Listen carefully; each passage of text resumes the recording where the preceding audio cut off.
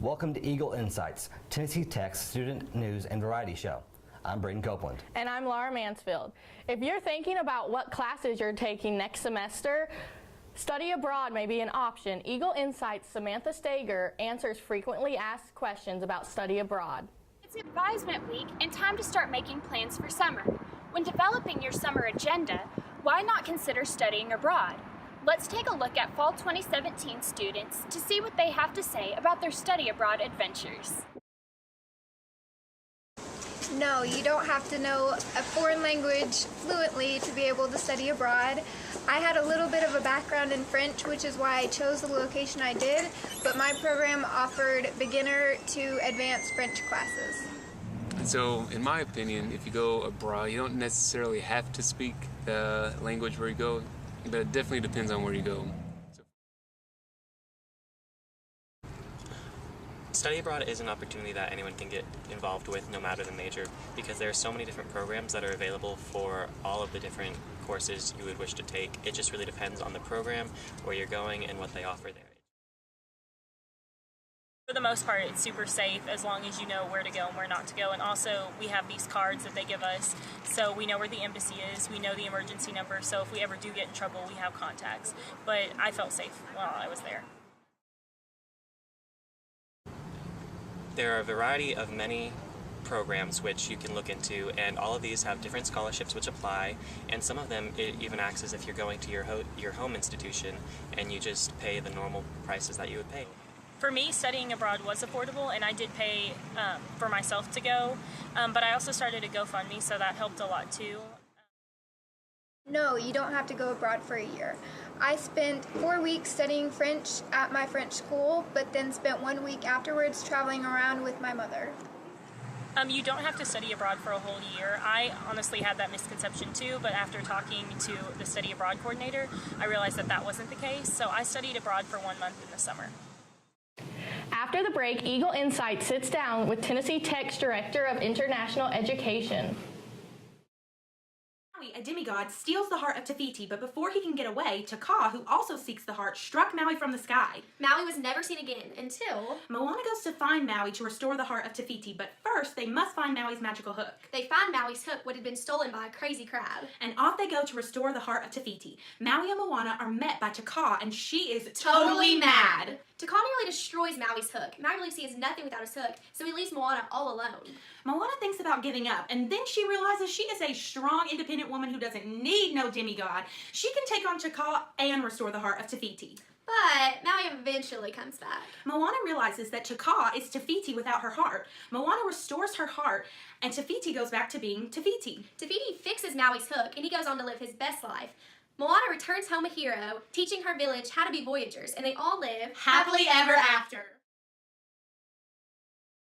The You Are Welcome Here campaign encourages people to create media that makes international students feel welcome on campuses in the United States. Eagle Insights looks into the You Are Welcome Here movement at Tech. A lot of the students didn't realize I was an international student when I lived in Japan. International students bring a lot to our campus in the scopes of diversity, different cultures. I freaked out just like they did. And that's one of the reasons why I have a lot of empathy for the students when they come in here and they're freaking out about something, you know, maybe in their minds is huge, but in reality is small, because I've been there. I've freaked out over a lot of things.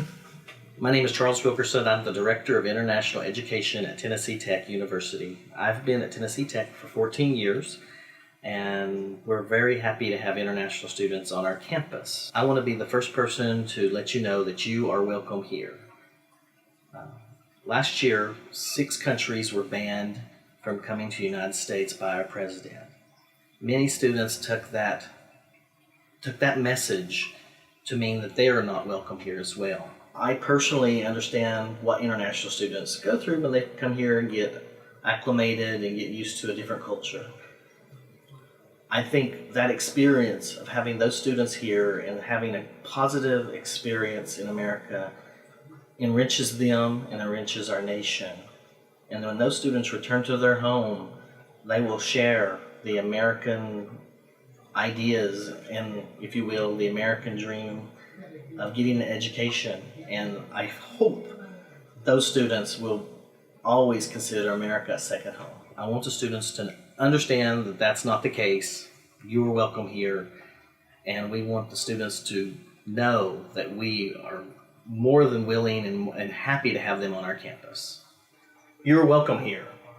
That's it? Yeah, that's it. You're welcome here. You're welcome here. For more information about You Are Welcome Here, visit youarewelcomehereusa.org.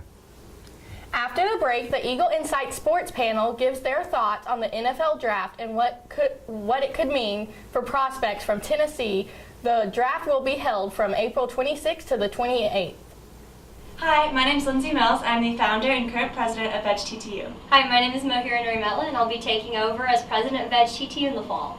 Veg TTU is a student-led club that focuses on promoting plant-based lifestyles. We focus on three main aspects of a plant-based lifestyle. That is health, environmental, and for the animals. We encourage people to go veg, and we host many different events and activities, which Mohira will touch on. So one of the big things that we like to focus on is outreach, education, and activism. And some of the things we do to promote that are things like the Fast Action Network with the Humane League. Like Lindsay said, we host potlucks. We like to have bake sales. We're actually having a chili sale coming up very soon. And the biggest thing that we like to do is promote a sense of inclusivity and community on Tennessee Tech's campus. First off, let's talk about one of the most prolific wide receivers in Tennessee Tech history, and Dontez Bird. JK, tell us a little bit more about Dontez. Yeah, Dontez, last season, he went over 1,000 yards, only Tech receiver to ever do that. He set a couple of records while he was here. Chase, what did he do at his pro day? So at his pro day, Dontez really showed out. He wasn't invited to the combine, but he put up 21 reps on the bench, would have been third in Indy. He's looking to be an undrafted free agent. He's going to sign. He's going to be on an NFL roster. So moving up to Rocky Top, where running back John Kelly is looking to make a jump from the SEC to the NFL. Tell us a little bit more about John Kelly. 9 rushing touchdowns, 778 rushing yards, one of the only bright spots in Butch Jones' last season at Rocky Top. Chase, what do you think? Well, John Kelly, he showed off his explosiveness at the combine, had a 10-foot broad jump. I project him to be a 4th-round pick, and a team he fits in well is Seattle. And on the other side of the ball for the Volunteers is cornerback Rashawn Gaulden. Tell us a little bit more about Rashawn, JK. 63 tackles and 1 interception his last season on Rocky Top. Got in a little trouble for flipping off the Alabama fans, but how do you think that'll translate to the NFL? Well, at the combine, Rashawn ran a 4.6 4.40, had a 9-foot 11-inch broad jump, and it seems like he's going to either play corner or free safety. I expect him to be a mid to late round pick, anywhere between the 4th and 6th round. And now moving down to Murfreesboro, where Middle Tennessee's Richie James is looking to make a name for himself in the National Football League. Tell us a little bit more about Richie. Richie had 3,000 plus yards in his 3 seasons at MTSU, which is outstanding considering his last season was marred by injuries. How did he do at the combine, Chase? At the combine, Richie ran a 4.48 40, had a broad jump of 122 inches, which comes out to just over 10 foot. He didn't do so well on the bench press. He had 6 reps, and I project him to be a 6th, 7th round pick. That's all we have for today's show. Join us next month for a watch party for the Eagle Insights April episode. It will be Tuesday, April 17th from 5 to 7 p.m. in Clement Hall 212. Hope to see you there. I'm Braden Copeland. And I'm Laura Mansfield. Have a great day.